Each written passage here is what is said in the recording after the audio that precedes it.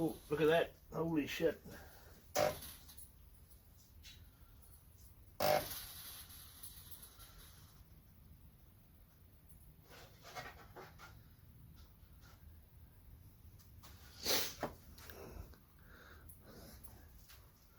That might do the job, eh?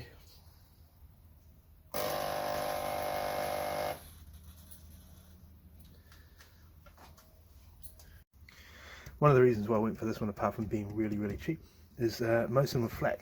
They have nothing, whereas this has this little sticky out pipe thing, so I figured I could put a hose on it, put a hose in it, because it only comes out of that little pipe there.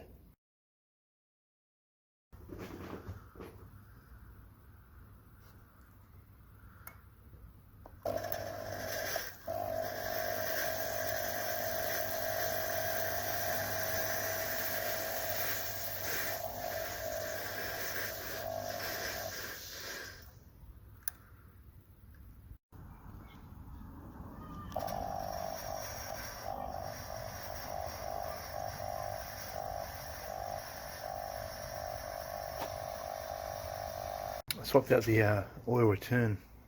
This is where it was leaking. That's the other stuff that I took off. Very similar, that the oil was seeping through this weave. Like it was just running through it and just coming out the outside.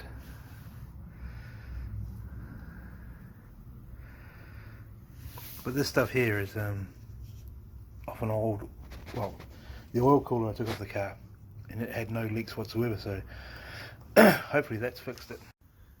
So the idle air control system on this draws air through here in the airbox, comes out of there, through this, which I'm going to take and test tonight, and then back up through the pipes from here, which join to these two runners, and that one there that join to those two runners. If I can get that all working, that'll be perfect. User error. The last time I took this part, I think when I modified the top of it,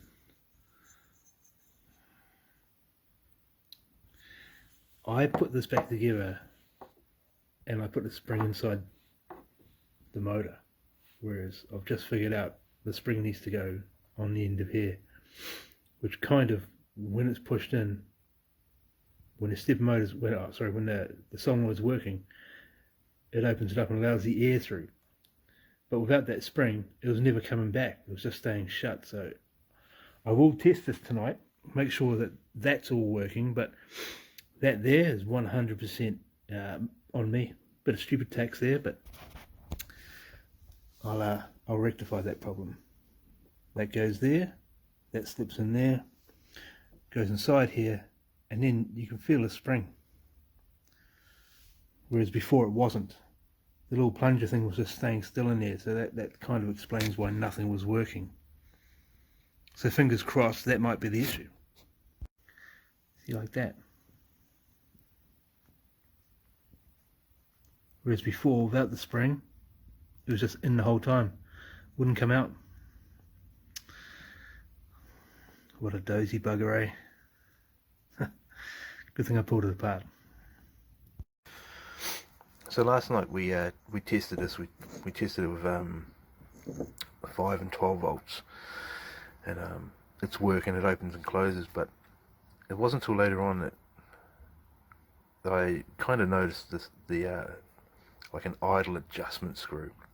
Like when you started the car up, the car would fire up quite easily and idle at 400 RPM, but I can never get this to get it up to 1500 RPM. But we noticed last night that this screw here was all the way in, and as soon as you start backing it out, you get more and more air through it. So I'm presuming that might have been the issue. So we'll put it all together and see if it's fixed.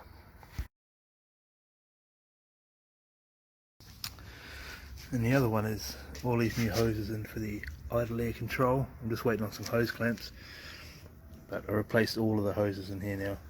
So hopefully this and the adjustment screw there should get the idle air control working. But as you can see, you can't do this in the car because the engine's upside down here and it works on. So the only way you can really mess around with this stuff is to take the manifold off, which is a nightmare, or take the engine out.